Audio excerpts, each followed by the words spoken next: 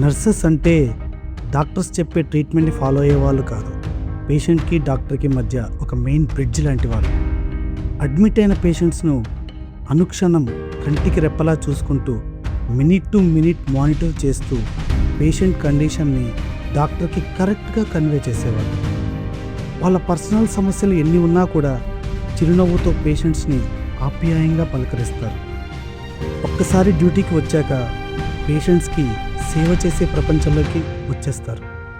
హాస్పిటల్కి డాక్టర్ ఎంత ఇంపార్టెంటో డాక్టర్తో పాటు నర్సింగ్ స్టాఫ్ కూడా అంతే ఇంపార్టెంట్. ఎమర్జెన్సీలో సిచ్యువేషన్కి తగ్గట్టు డాక్టర్స్కు అన్ని రకాలుగా తోడ్పడతారు.